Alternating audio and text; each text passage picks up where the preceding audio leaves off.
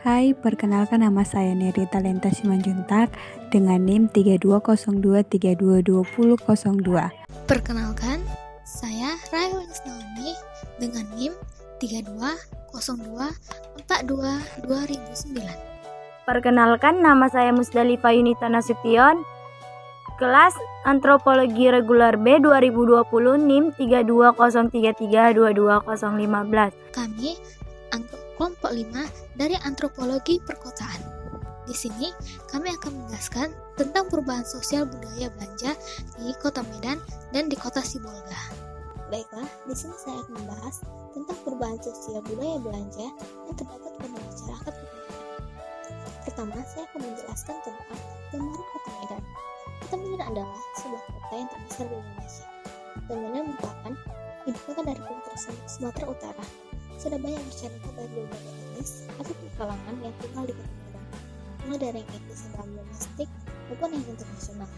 Di Kota Medan juga sudah banyak pusat perbelanjaan, baik yang modern maupun tradisional.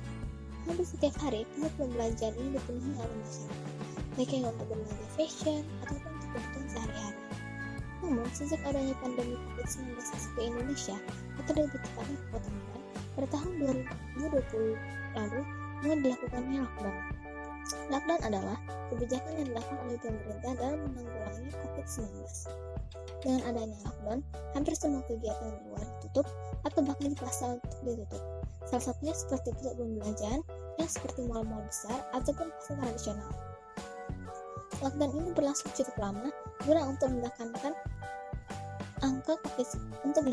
berkurangnya angka COVID-19 yang sudah mulai menyebar luas di Kota Medan pada saat itu. Semua kegiatan pun dilakukan di rumah, mulai dari bekerja, belajar, beribadah, belanja, semuanya dilakukan dalam rumah. Karena kebijakan ini pun mulai melakukan perubahan sosial di masyarakat. Salah satunya dalam budaya belanja. Salah satu contoh yang bisa diambil yaitu Ibu Risma, yang seorang ibu rumah tangga yang sangat senang berbelanja di pasar. Karena harga di pasar relatif lebih murah. Namun, sejak adanya corona, diberlakukan lockdown dan pasar sudah ditutup, yang membuat ia jarang belanja ke pasar. Sebelum adanya COVID-19, ibu dengan 3 anak ini sangat suka berbelanja langsung ke pasar. Setiap jam 6 pagi, ia akan langsung berangkat ke pasar dan berbelanja untuk kebutuhan sehari-hari dan keluarganya. Namun, sejak adanya COVID-19 ini, ia sudah jarang berbelanja ke pasar. Ia lebih memilih berbelanja di langsung ke dekat rumah. Ia mengatakan, sudah jarang belanja ke pasar karena COVID. Dikarenakan ramai, saya takut tertular. Karena tertular, saya bingung akan mengurus keluarga saya, jelas Ibu Risma. Ia mengatakan, meskipun terkena harga yang di kedai dengan pasar berbeda, ia akan tetap memilih belanja ke kedai. Ia berpikir bahwa lebih baik belanja di kedai agak sedikit mahal dibandingkan murah di pasar, tapi memiliki risiko COVID-19 yang tinggi. Karena hal itu, hingga sekarang ia kalau ingin berbelanja kebutuhan sehari-hari hanya pergi keluar sampai dekat rumahnya saja. Sama dengan halnya seorang anak yang gadis namanya Cita, ia juga gemar berbelanja, terutama barang-barang seperti skincare, baju, makeup, dan lain-lainnya. Sama ada COVID-19 ini, ia sering berbelanja ataupun baju ataupun skincare di toko ataupun mall. Namun, sebelumnya dilakukannya PSBB dan lockdown, ia sudah jarang untuk keluar berbelanja. Ia pun coba beralih ke berbelanja online. Ternyata lebih simpel dan mudah, tanpa perlu keluar. Hal ini membuat ia lebih memilih belanja online daripada berbelanja langsung. Ia mengatakan, lebih baik belanja online, mudah dan nggak perlu keluar panas-panasan. Tapi terkadang kalau belanja online ini, karena tidak sesuai dengan apa yang digambarkan di foto. Lihat pula contoh ini, lihat bahwa COVID-19 sangatlah mempengaruhi sosial budaya di Indonesia, bahkan dalam budaya berbelanja, di mana kita bisa melihat masyarakat yang mulai belanja secara langsung mulai beralih ke berbelanja online. Hal ini yang dilakukan oleh masyarakat dan lebih tetap melakukan aktivitasnya dalam berbelanja di masa pandemi COVID-19 ini. B. Perubahan sosial budaya belanja pada masyarakat Kota Sibolga. Kota Sibolga adalah salah satu kota madya di Provinsi Sumatera Utara, Indonesia. Kota ini terletak di pantai barat Pulau Sumatera, membujur sepanjang garis pantai dari utara ke selatan dan berada pada kawasan Teluk Tapian Nauli. Kota ini merupakan kota kecil yang berada di tengah-tengah kabupaten. Pandemi COVID-19 di Kota Sibolga membawa banyak perubahan dalam segala aspek kehidupan manusia, baik itu dalam bidang pendidikan, ekonomi, maupun sosial. Tingkat penularan COVID-19 sangat tinggi yang mengharuskan seluruh pihak masyarakat lebih waspada agar tidak terpapar maupun tidak menularkan pada orang lain. Untuk mengantisipasi penularan COVID-19 di Kota Sibolga, pihak pemerintah memberlakukan PSBB. Akan tetapi, walaupun diterapkannya PSBB, pasar dan toko-toko masih tetap buka. Tapi dengan syarat, para pedagang wajib mematuhi protokol kesehatan dengan memakai masker.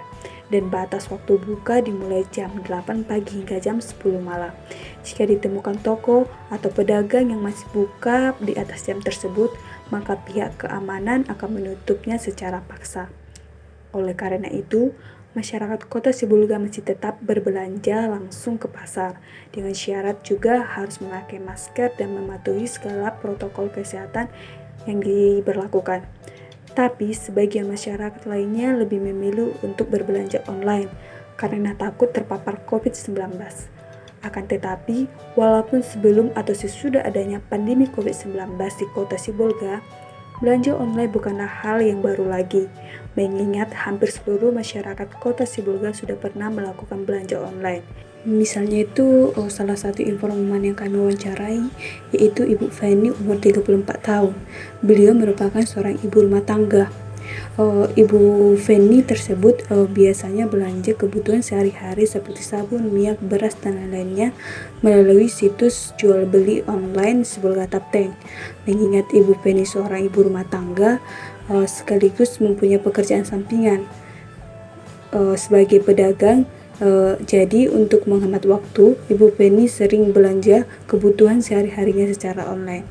Belanja online lebih praktis, mudah, dan menghemat waktu, Dek, karena ibu seorang ibu rumah tangga sekaligus jualan dan tidak sempat untuk berbelanja ke pasar, ujar Ibu Feni.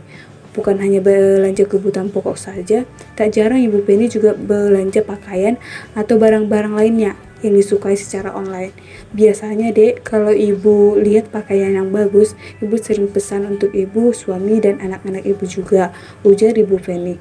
Selain memiliki beberapa keunggulan, atau bisa dikatakan kenyamanan dan kepraktisan ketersediaan produk yang beragam, keamanan dan kemudahan serta penawaran diskon, seperti yang telah dibahas di atas, belanja online juga memiliki kelemahan, yaitu ketidaksesuaian antara tampilan barang dan yang dipesan dan kenyamanan barang yang diterima. Barang tidak dapat langsung diterima karena memerlukan waktu pengiriman. Kerentanan terhadap kerusakan barang dalam proses pengiriman dan kerentanan terhadap penipuan. Hal utama yang mengecewakan saat belanja online yaitu ketika barang yang ditampilkan di aplikasi belanja berbeda dengan barang yang diterima. Selain itu, terkadang barang yang dibeli tidak sesuai dengan gambar di aplikasi. Misalnya, ketika Ibu Feni yang berumur 34 tahun itu membeli ponsel Samsung berwarna putih, tetapi ketika produk tiba ternyata berwarna hitam. Namun menurut dia hal tersebut bukanlah menjadi alasan untuk tidak membeli secara online. Belanja online tetap menjadi pilihan nomor satu untuk mengatasi kebiasaan Anda berbelanja dan mencari produk-produk yang diminati, mulai dari kebutuhan pribadi hingga kebutuhan keluarga, terutama di masa pandemi COVID-19 ini. Bisa dikatakan wabah ini membuat orang terkurung di rumah karena takut tertularnya COVID-19 dan dia sendiri lebih suka berbelanja dari rumah daripada keluar. Waktu pengiriman adalah salah satu hal yang penting mengganggu pembeli online. Ada beberapa risiko seperti paket macet, paket datang terlambat, atau salah kirim paket. Meskipun aplikasi belanja online memiliki opsi untuk pengiriman paket yang lebih cepat atau lebih cepat, ini akan memakan biaya lebih dari pengiriman paket normal. Menurut Ibu Feni yang umurnya 34 tahun ini, jika seorang membeli secara online, barang yang dibeli tidak dapat langsung diterima setelahnya. Hal ini karena pengiriman bisa memakan waktu 1 hingga beberapa hari, tergantung pada periode pengiriman, atau misalnya cepat atau reguler. Jarak antar pengiriman dekat atau cukup jauh. Namun, terutama di awal pandemi COVID-19 ini, Pengiriman seringkali mengalami keterlambatan karena banyaknya pembatasan yang harus dipatuhi oleh jasa pengiriman, sehingga menyebabkan keterlambatan pengirim barang. Membeli secara online membutuhkan waktu sebelum barang diterima karena melalui proses pengiriman apabila jika barang yang dibeli adalah barang rapuh. Menurut Ibu Feni yang berumur 34 tahun ini, ia pernah memesan barang berupa handphone melalui aplikasi belanja online. Namun ketika produk sampai, dia sangat kecewa karena bukan hanya kemasan yang rusak, tapi juga produk yang dia pesan. Meskipun Anda mungkin mengeluh kepada pemilik secara online, Anda tidak melakukan karena Anda tidak ingin stres oleh proses yang rumit. Anda hanya akan berpikir 2 kali di masa depan untuk memesan produk rapuh. Untuk mengantisipasikan kerugian akibat kerusakan barang, biasanya penjual menawarkan barang tersebut. Fraud sangat potensial dalam transaksi belanja online. Tidak sedikit korban penipuan belanja online mengatasnamakan merek atau toko online tertentu yang menjanjikan produk akan langsung dikirim secara transaksi, meski produk tidak pernah sampai ke tangan pembeli. Bahkan ada pembeli yang mencoba melalui pemilik toko online dengan pengiriman tanda terima transfer kawat palsu. Artinya penipuan bisa terjadi di dua sisi, penjual dan yang membeli. Sekian dari presentasi kami. Jika ada salah kata ataupun pengucapan, kami mohon maaf. Terima kasih telah menonton video kami.